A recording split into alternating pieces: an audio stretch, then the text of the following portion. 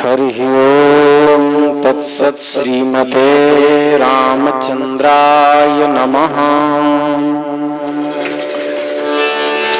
श्रीमद्भगवद्भक्तेभ्यो नमः। वैष्णवधर्मत्रातारम् यतीन्द्रं सद्गुणाकरम् प्रणमामि सदा भक्त्या। श्रीरामानन्दं जगद्गुरुम्। श्रीराम जय राम जय जय राम। श्रीराम जय राम जय जय राम। जो हम लोग जानकी चरितामृतम के तत्व का श्रवण कर रहे हैं, उसमें अभी जब हम काशी में थे तो वहां पर अत्यंत व्यस्तता के कारण कथा नहीं हो पाई। तो आज हम लोग पुनः स्थिरता से अपने सत्संग की ओर बढ़ रहे हैं।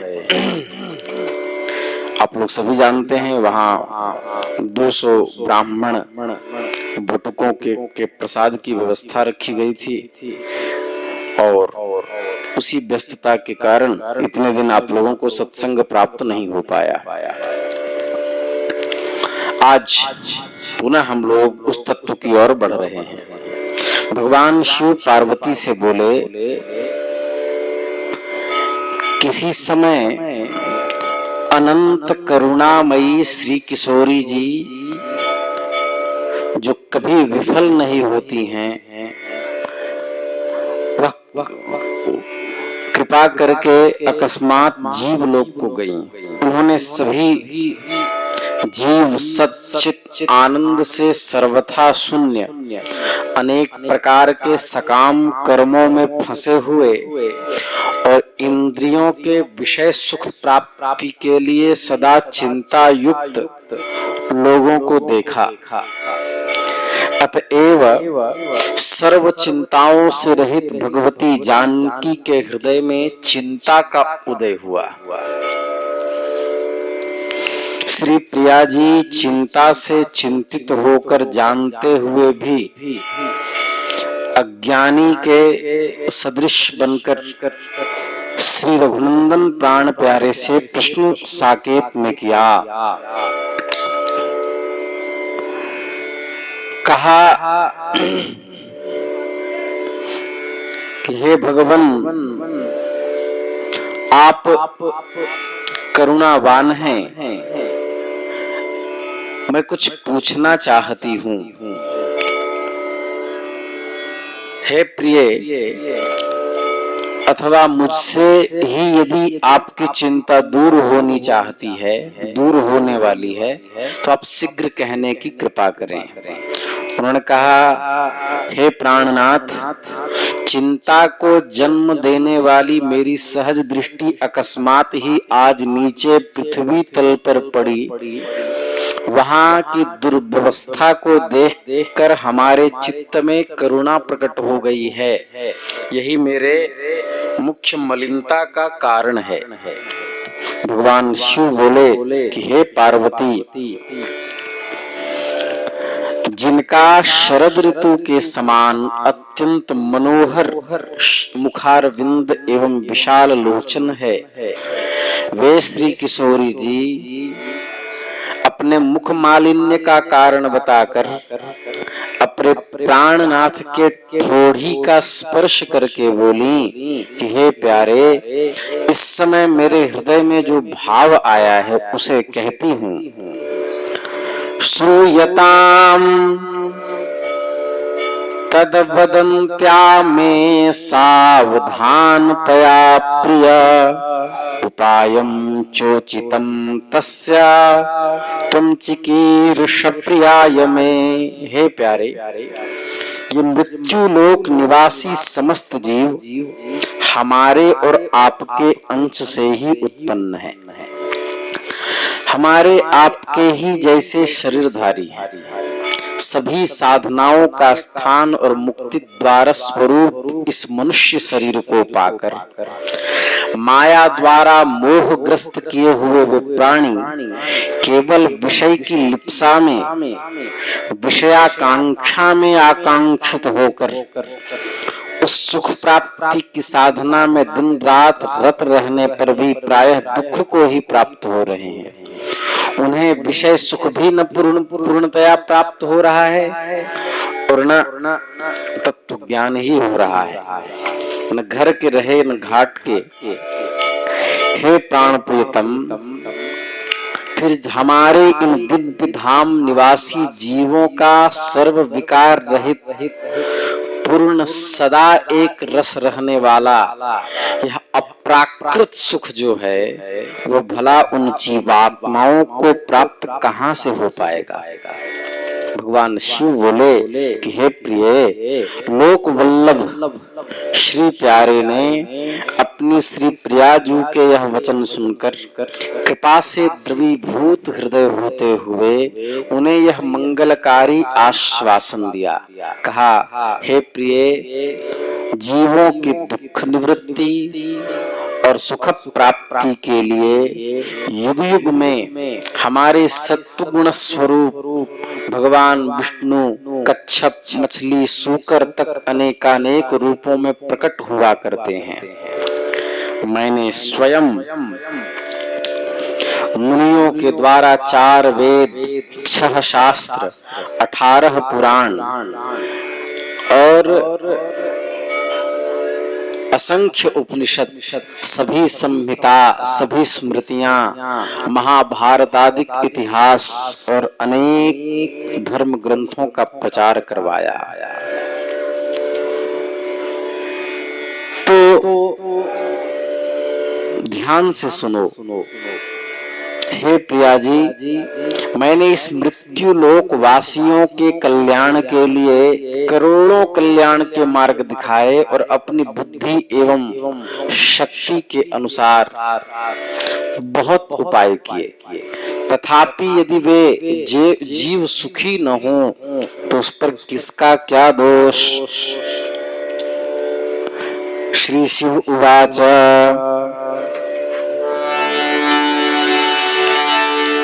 प्रेयसोक्तमिदं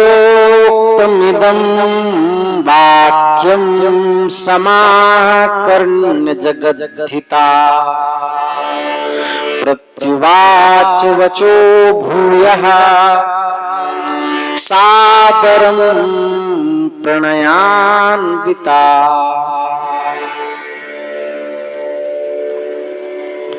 मुग्ध होती हुई भगवती आदर पूर्वक प्रणय के साथ बोली, हे प्रेष्ठ, प्रकर्षेण इष्टः प्रेष्ठः, आपने जो कहा वह सब सत्य है, परंतु यह त्रिगुणात्मिका 3 गुणमयी माया ज्ञानियों के भी चित्त को भ्रमित करने वाली है। ज्ञानी नाम चेतांसी देवी भगवती ही सा बलादाकृष्य मोहाय महामाया प्रयच्छति। देवी, ये मार्कंडेय पुराण नहीं, शायद सप्तशती का है। तो यदि इन विषयी जीवों को उस माया द्वारा मोह हुआ है तो आश्चर्य ही क्या। अतएव ये प्राणी आपकी उसी मोहिनी माया से ठगे हुए हैं, असार संसार में विषय सुख को ही सार मान रहे हैं। हे प्राण प्यारे, बहुत समय से ये प्राणी इस दिव्य धाम के अलौकिक सुख से वंचित हैं। इस कारण ये प्रत्यक्ष विषय सुख को छोड़कर किस प्रकार इस अलौकिक सुख प्राप्ति हेतु प्रयत्नशील हों। तो हे प्यारे, यदि इन 3 गुणों से युक्त बंधे हुए मृत्यु लोक निवासी प्राणियों को भी दिव्य धाम के सुख प्राप्त करना अभिष्ट यदि है तो इनके लिए हम लोगों को भी यत्न करना चाहिए। तब ठाकुर जी कहने लगे कि हे प्रियाजू, मेरा भय मानकर सभी बड़े बड़े शक्तिमान वायु, सूर्य, इंद्र, अग्नि, मृत्यु, पृथ्वी, ब्रह्मा, शंकरादिक आलस्य छोड़कर अपने अपने नियमित कार्यों में सदा लगे रहते हैं। जिसको जो कार्य करने का आदेश दिया है उसमें वह अहर्निश लगा रहता है। परंतु मरण धर्मा ये अल्प शक्तिमान मनुष्य, जिन्हें एक मच्छर से भी भय लगा रहता है, वे मेरा भय न मानकर मुझसे ही विमुख होकर वेद शास्त्र और किसी महानुभाव का आदेश न ग्रहण कर केवल अपने मनमाने आचरण करते हुए समझ बूझ कर कुमार्गगामी हो रहे हैं। मेरी यह इच्छा रहती है कि मैं इनके साथ खेलता रहूं, परंतु ये मेरी ओर देखते भी नहीं, जानबूझकर मेरा अपराध करते हैं। जो जीव हठ पूर्वक मेरी अप्रसन्नता कराने वाले ही कर्मों को दिन रात किया करते हैं, भला आप ही कहें उन मंदभागियों को सुख कैसे हो सकता है। इसलिए श्रीमद् भागवत में कहा,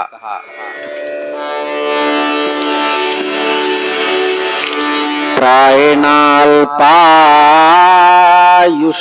सभ्य कलावस्मिन् युगे जनाः मंदा सुमंदमतयो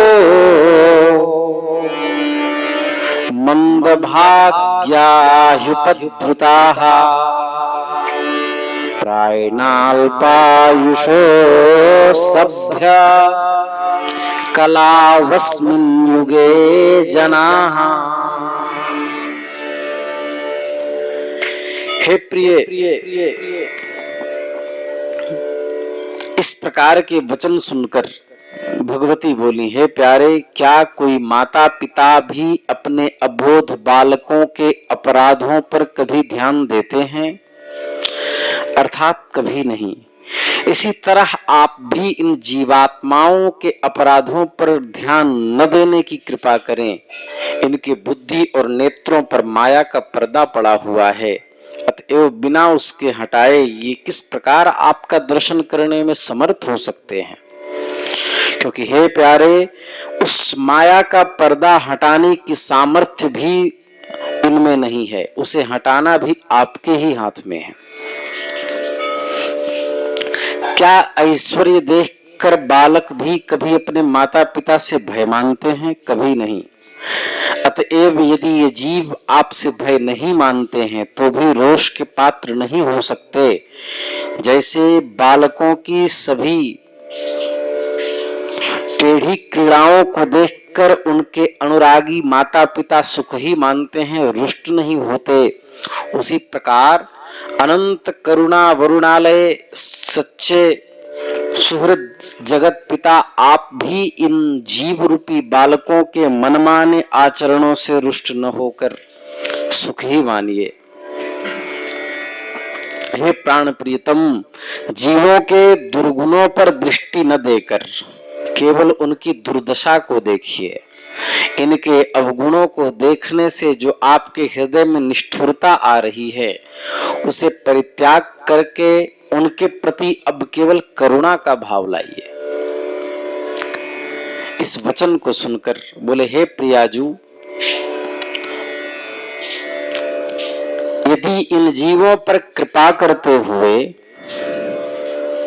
इन्हें दिव्य सुख प्रदान करने के लिए इसी अपने स्वरूप से मृत्यु लोक में पधारेंगे तो अजन्मा अचिंत्य आदिक वेदोक्त सभी नाम झूठे सिद्ध होंगे।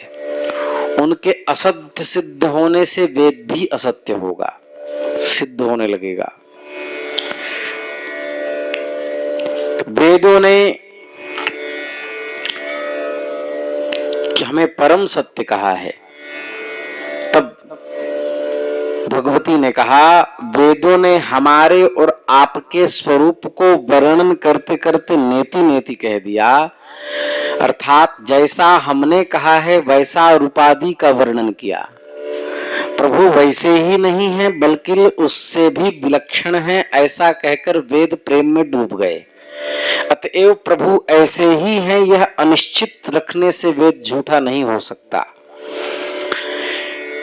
तब वाक चातुरी सुनकर के ठाकुर जी बोले, हे प्रियाजू, शरणागत जीवों की रक्षा करने के लिए मैंने प्रतिज्ञा कर रखी है, तथापि यदि वे मेरे शरण ही न आवें तो फिर मेरा इसमें क्या दोष।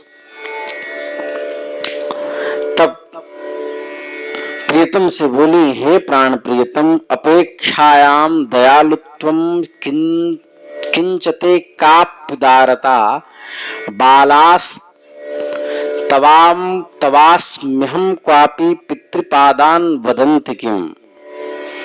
अगर आप हृदय में यह अपेक्षा आपके है कि जीव मेरी शरण में आवे, हे नाथ मैं आपका हूं, आप हमारी रक्षा कीजिए, ऐसी प्रार्थना करे, तब मैं उसे सब प्राणियों से अभय कर दूं। भला इस अपेक्षा में क्या आपकी दयालुता हुई और क्या उदारता हुई। दयालुता तब मानी जाती है जब किसी भी प्राणी के दुख को देखकर बिना उससे कहे उसके दुख को दूर कर दिया जाए। इसी प्रकार किसी भी अन्न के भूखे प्राणी को बिना उसके मांगे ही उसकी भूख को दूर करने में ही उदारता समझी जाती है। एतदर्थ इसी दिव्य रूप से हमें और आपको मृत्यु लोक में प्रकट होना आवश्यक है। क्या कोई भी बालक अपने माता पिता से हम आपके हैं कहीं ऐसा कहता है? यदि ये मनुष्य आपसे हे प्रभु हम आपके हैं ऐसा न भी कहते हो तो भी पुत्रवत न कहने के अपराध के उपेक्षा के योग्य नहीं हैं, दया के पात्र हैं। हम दोनों की प्राप्ति के लिए जिन्होंने पूर्व में कितनी घोर तपस्या की थी, वे स्वयंभू ब्रह्मा जी के पुत्र मनु महाराज दशरथ महाराज के नाम से इस समय उत्पन्न है, अर्थात श्री सत्यरूपा महारानी कौशल्या नाम से विख्यात हुई हैं। उनका विवाह भी दशरथ महाराज के साथ हुआ है। वे दोनों प्राणी इस समय वृद्धावस्था को प्राप्त हो चुके हैं। उन दोनों को पूर्व में जो हम लोग वर दे चुके हैं उसे आप मत भूलिए। उसी वरदान की आशा से ब्रह्मादिक देवगण हमारे और आपके पृथ्वी पर पधारने की बाट जोह रहे हैं। हे प्राण प्रीतम, आप उन दोनों के पुत्र भाव को प्राप्त हों, तदनंतर मैं मिथिलेश जी की महाराज के पूर्व जन्म की प्रार्थना अनुसार उनकी यज्ञ वेदी से पुत्री रूप में प्रकट होंगे। इस प्रकार हम और आप पृथ्वी तल पर प्रकट होकर प्राणियों को केवल आनंद ही आनंद प्रदान करने वाले चरित्रों का दर्शन कराएं और अपने सौहार्दपूर्ण व्यवहार से प्रेम की गंगा बहा दें। हे प्यारे जी, ब्रह्मादिक देव भी जिस सुख प्राप्ति के लिए बहुत समय से लालायित हैं, श्री मिथिला जी और अयोध्या जी की भूमि पर उसी सुख की भली प्रकार अखंड वर्षा होनी चाहिए। हे प्रिय, इस प्रकार योगियों के मनोविहारी सरकार शास्त्रार्थ में अपनी करुणा सागर प्राण प्रिया श्री किशोरी जी से शंकर भगवान कह रहे हैं कि रघुनाथ जी हार गए।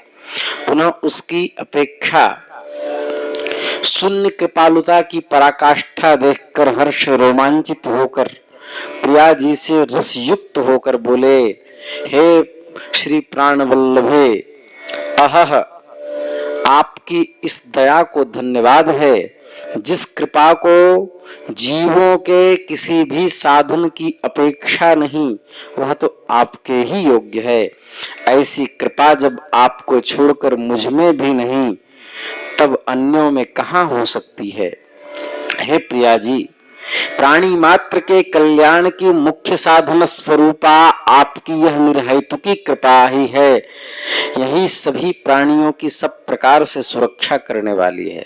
आज तक मैं न किसी के अधीन हुआ और न कभी आगे होऊंगा, परंतु आज आपने अपनी इस अहेतुकी कृपा द्वारा मुझे अपने वशीभूत कर लिया, इस अजय को जीत लिया, मुझ विश्व मोहन को सब प्रकार से मुग्ध कर लिया। आप धन्य हो। हे प्राण प्यारी जू, अब आपने जैसा कहा है वैसा ही होगा। अवश्य अपने इसी दिव्य स्वरूप से हम मृत्यु लोक में प्रकट होंगे, क्योंकि मैं तो आपके मन के पीछे पीछे ही चलने वाला हूँ। अतएव हम और आप अब अपने परिकरों के सहित दशरथ जी महाराज तथा मिथिलेश जी महाराज के नगरों में पधारे। इस प्रकार भगवान और प्रिया जी ने प्रकट होने का संकल्प किया। आगे की कथा हम कल करेंगे। श्री वृंदावन बिहारी लाल की जय।